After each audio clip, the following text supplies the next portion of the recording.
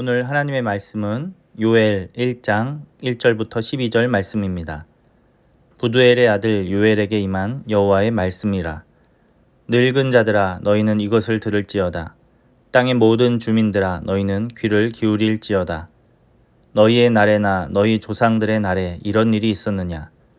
너희는 이 일을 너희 자녀에게 말하고 너희 자녀는 자기 자녀에게 말하고 그 자녀는 후세에 말할 것이니라.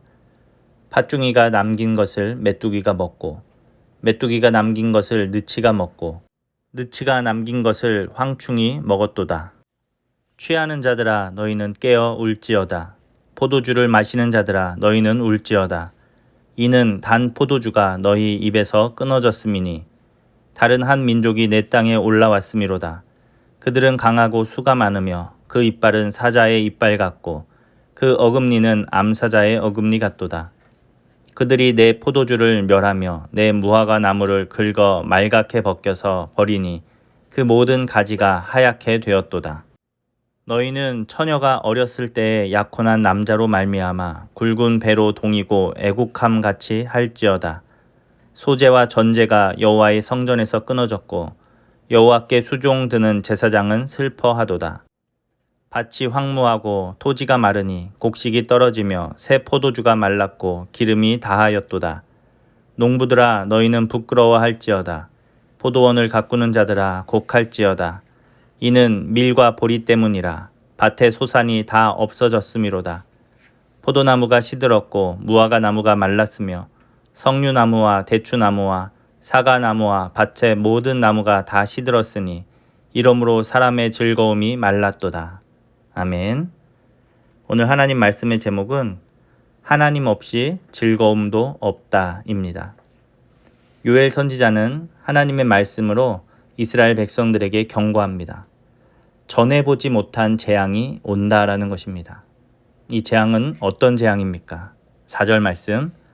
팥중이가 남긴 것을 메뚜기가 먹고 메뚜기가 남긴 것을 느치가 먹고 느치가 남긴 것을 황충이 먹었도다 라고 말하고 있습니다. 여기서 팥중이, 메뚜기, 느치, 황충 이 모든 것들은 메뚜기과의 곤충들입니다. 이 곤충들은 농작물을 갉아먹어서 메뚜기 때가 한번 오고 가면 한 해 농사가 완전히 망하게 되는 것입니다.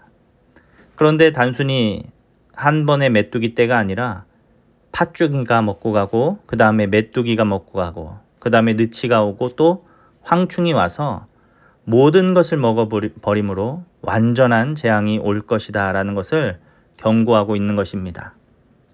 이런 재앙은 전에 없던 재앙입니다. 이것을 증언할 사람들은 삶의 경험이 풍부한 노인들입니다. 그래서 하나님께서는 2절에서 늙은 자들에게 말씀하시며 자녀와 후세에 전에 이런 재앙이 없었다는 것을 증언하라라고 말씀하십니다. 이런 메뚜기 때의 공격은 마치 한 민족이 이스라엘을 공격하는 것처럼 또 사자가 먹잇감을 삼키는 것처럼 그렇게 찾아올 것이다 라고 경고하고 있습니다. 이 메뚜기 때의 공격은 이스라엘의 농작물뿐 아니라 이스라엘 땅의 모든 소산을 완전히 먹어치울 것입니다.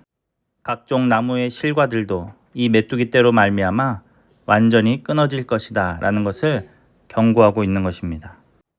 이러한 재앙은 이스라엘의 모든 백성들 가운데 임하게 되는 것입니다. 삶의 지혜가 풍성한 노인들도 예외가 없습니다. 또 5절을 보면 취한 자들에 대한 이야기가 나오고 있는데 취한다는 것은 풍요의 상징 아니겠습니까? 포도 열매가 많이 맺혀서 그것으로 포도주를 만들어서 그 포도주를 마시고 취하는 것인데 그렇게 풍요롭던 사람들도 이제는 더 이상 취할 수 없다라는 것입니다. 8절에서 또 처녀가 약혼한 남자를 잃어버려서 애곡하는 것처럼 이스라엘의 백성들이 하나님이 계시지 않은 것 같은 이스라엘에서 그들은 울 수밖에 없다라는 것입니다. 9절 말씀 보면 소재와 전제도 성전에서 끊어졌다라고 말하고 있습니다. 소재는 곡식을 빻아서 드리는 제사고 전제는 포도주를 부어서 드리는 제사입니다.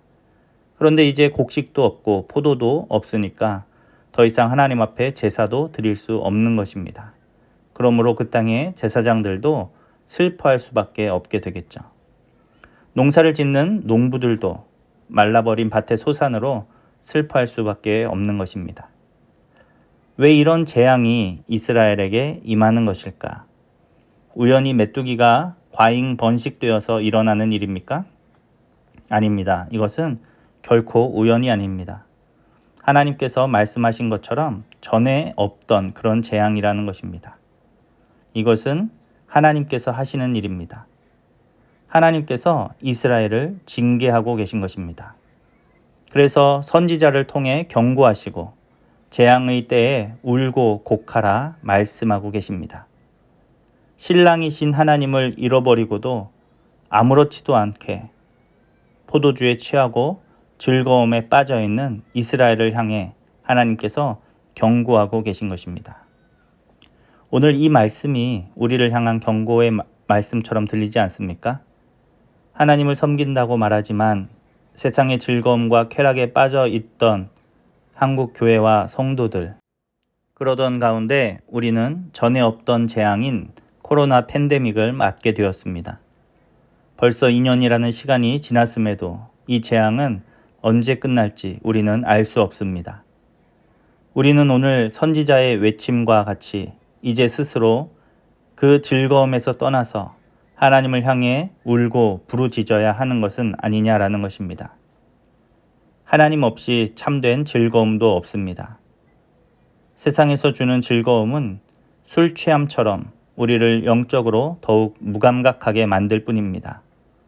신랑을 잃어버린 신부처럼 부르짖어 하나님의 은혜를 회복하는 주님의 자녀가 되어야 할 줄로 믿습니다. 하나님은 징계를 말씀하시면서도 그 땅을 향해 내 땅이다 라고 말씀을 하십니다. 6절 7절 말씀을 보면 다른 한 민족이 내 땅에 올라왔다 라고 하나님이 말씀을 하십니다. 또 7절에서도 그들이 내 포도나무를 멸하며 내 무화과 나무를 긁어 말갛게 벗겨서 버리니 라고 말씀을 하십니다. 하나님은 그 땅을 여전히 내 땅이다 라고 불러주시고 계시다라는 것입니다. 이것은 무엇을 말하는 것입니까?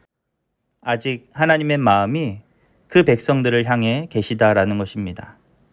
하나님의 백성들, 하나님의 자녀들이 다시 회개하고 하나님께 돌아오기를 원하신다라는 것입니다. 오늘 우리를 향한 하나님의 마음도 이와 같을 줄로 믿습니다. 신랑을 잃어버린 신부가 애곡하는 것처럼 우리가 다시 하나님을 찾고 하나님 앞에 부르짖을 때 하나님께서 놀라운 회복과 은혜를 주실 줄로 믿습니다. 기도하겠습니다. 하나님, 우리가 하나님을 찾는 삶을 살기를 원합니다.